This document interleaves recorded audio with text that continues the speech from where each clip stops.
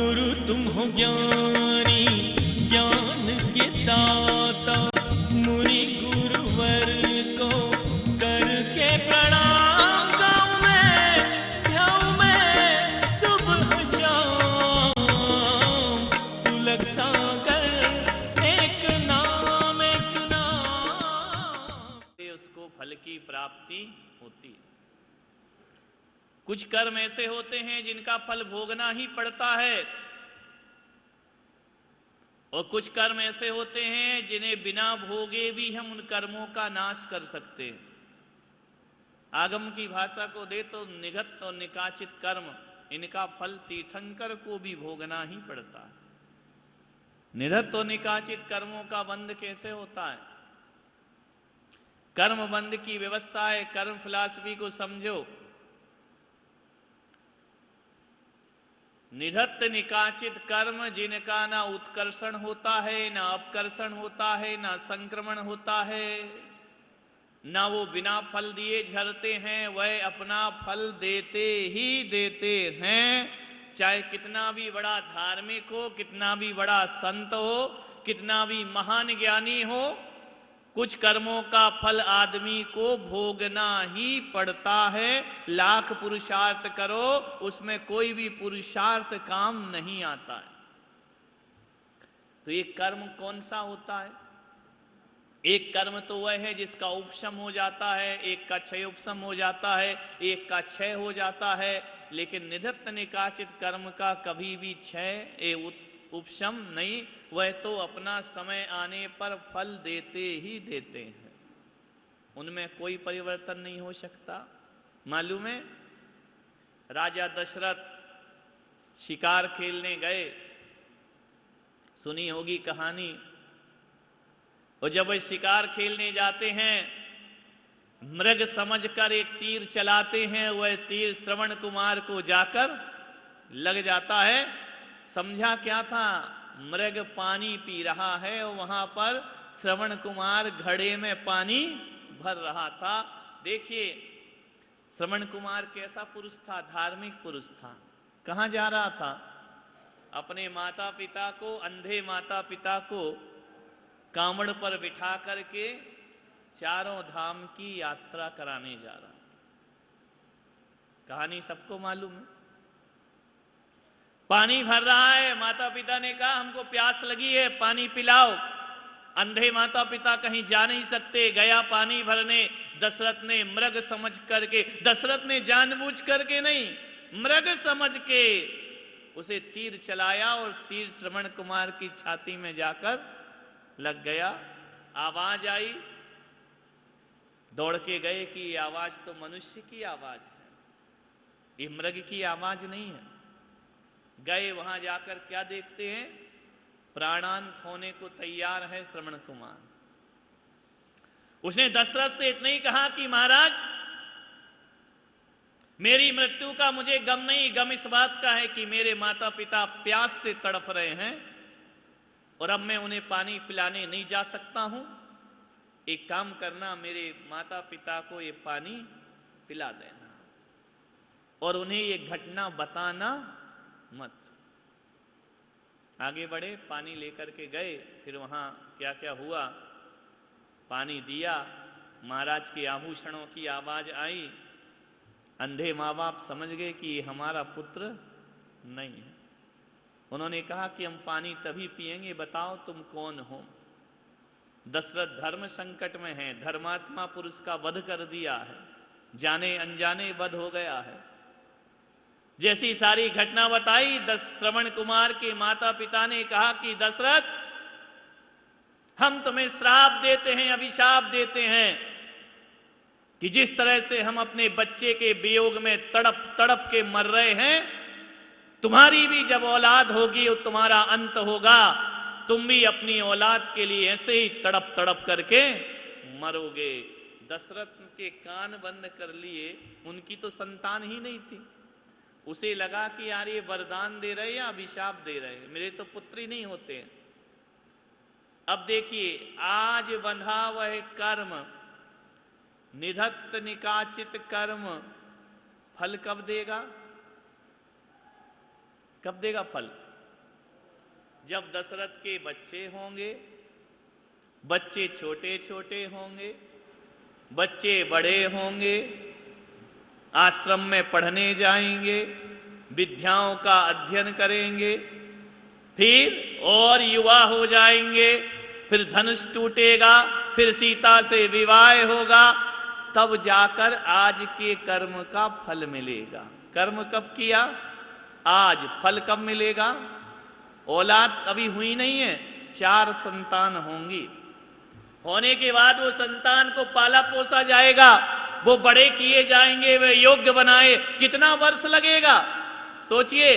कर्म आज किया है, फल कब मिलेगा?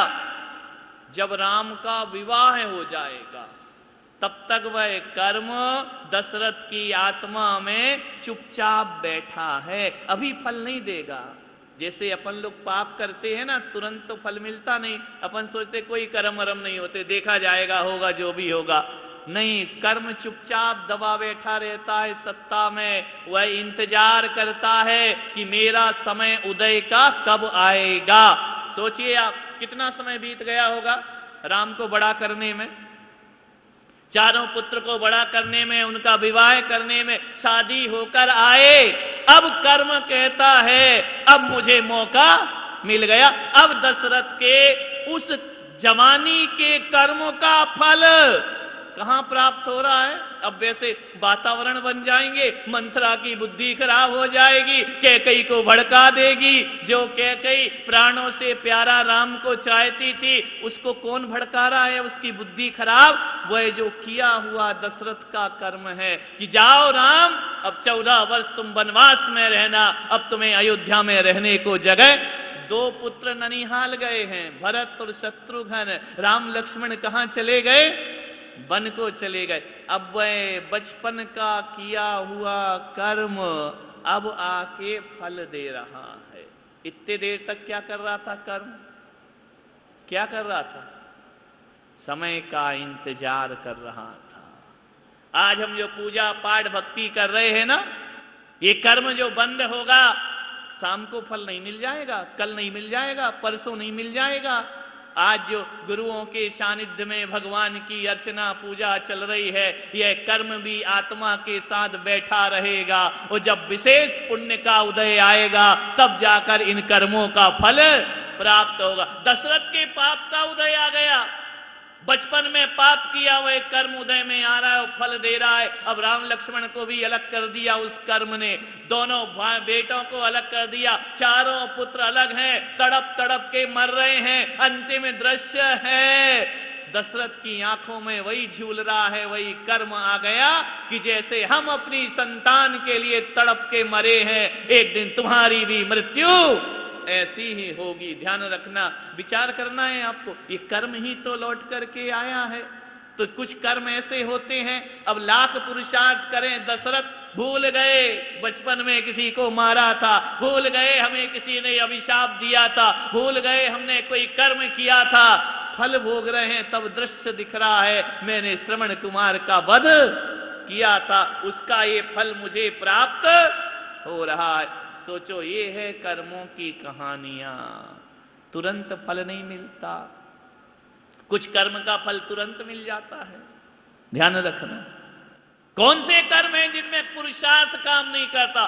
दशरथ लाख पुरुषार्थ करते, लेकिन उनके भाग्य में तो मृत्यु इसी तरह की लिखी हुई थी, उन्हें मृत्यु इसी तरह से करना पड़ेगी, चाहे लाख होशियारी दिखा दो, चतुराई दिखा दो, जो कर्म बंद किया है वह तो उसे भोगना ही।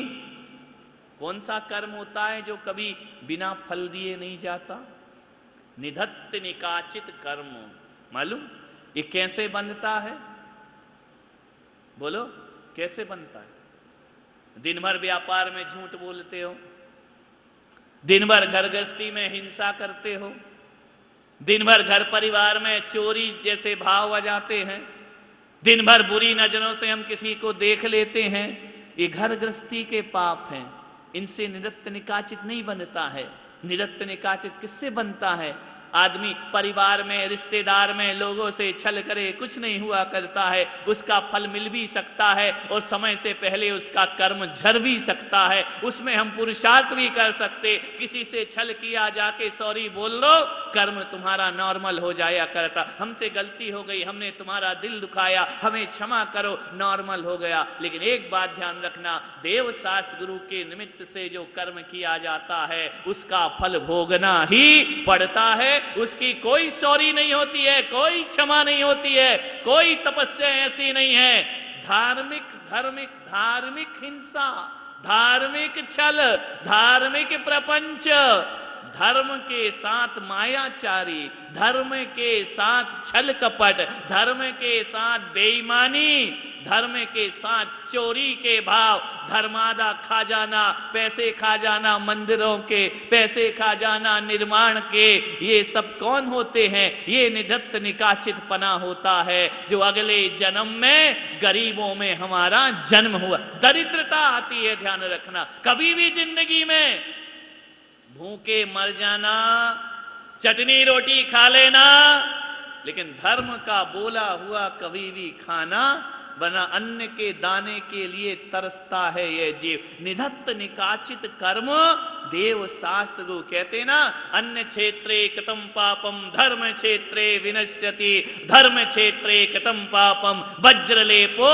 भविष्य। यहाँ पे जो पाप करोगे, तीर्थों में किया हुआ पाप, मंदिरों में किया हुआ पाप, गुरुओं के साथ किया हुआ पाप, ध्यान रखना, जिनवाणी के साथ किया हुआ पाप, ये निधत्त निकाचित पने को प्राप्त हो जाते हैं। एक बात और याद रखना, ये कर्म जिससे बंधता है उससे ही छूटता है, बिना फल दिए जाता नहीं है। एक बात याद रखिए, धर्म से कर्म छूटते भी हैं और धर्म करने से कर्मों का बंध होता भी है। और धार्मिक कर्म बंद किया है तो वह वज्रलेप के समान तुम्हें जन्म जन्म तक दुख देने वाला।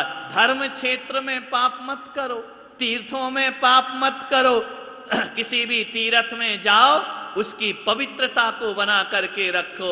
हमको तो ऐसा चाहिए, हमको तो वैसा चाहिए, ये सब चीजें तो तुम्हारे घर में भी है ना, तो यहाँ काय के लिए आए हो? यहाँ तो अपन धर्म को लेने के लिए आए हैं। आप सोचिए, धर्म करने में हम 50 बहाने बना देते हैं, पाप करने में हमारे पास कोई बहाना नहीं होता है, हम फट से कर लिया करते हैं, ऐसा नहीं हो पाएगा, नहीं हुआ तो क्या करें। ये धर्म के साथ छल किया जा रहा, ध्यान रखना, धर्म के साथ पाप किया जा रहा है। मंदिरों में कभी पाप मत करना, धर्मादे में कभी पाप मत करना, दान की बोली राशि में कभी पाप मत करना, निर्माल्य द्रव्य में कभी पाप मत करना, तीर्थ और तीर्थ यात्राओं में, मुनि संगों की व्यवस्था में यहां जो पाप करोगे उसका फल तो वज्र के समान भोग। आप बताइए ना, घर गृहस्थी में पाप करोगे तो मंदिर में धुल जाएंगे, मंदिर में पाप करोगे तो फिर कहाँ धुल जाएंगे।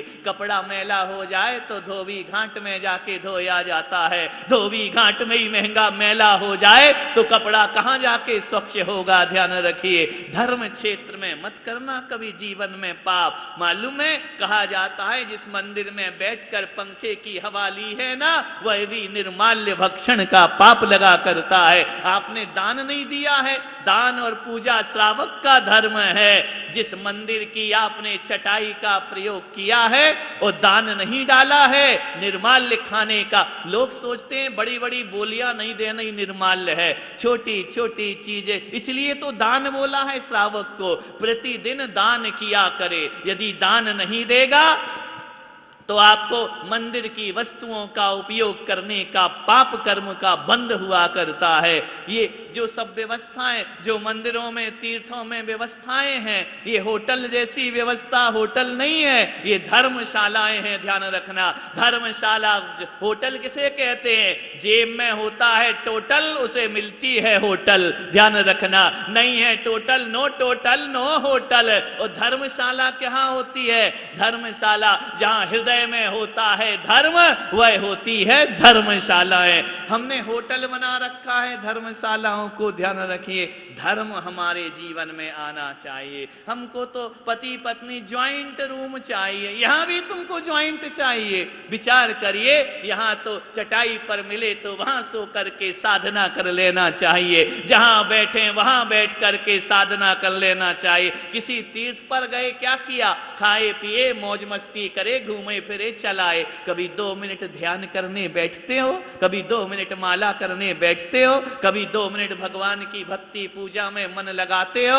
नहीं लगाते हो। पर्यटक स्थल में जाते हो क्या? विचार करिए, धर्म करने के लिए बताइए आप हीरे की दुकान में जाओगे, सब्जी भाजी खरीदने को जा रहे हो क्या?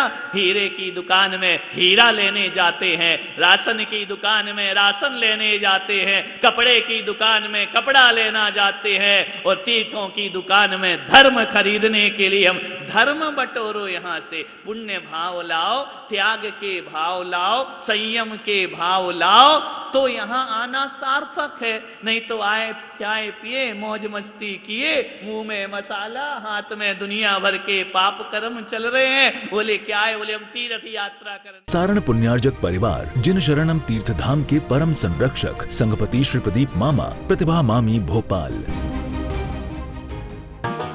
गुरु तुम हो ज्ञानी, ज्ञान के दाता, मुनि गुरु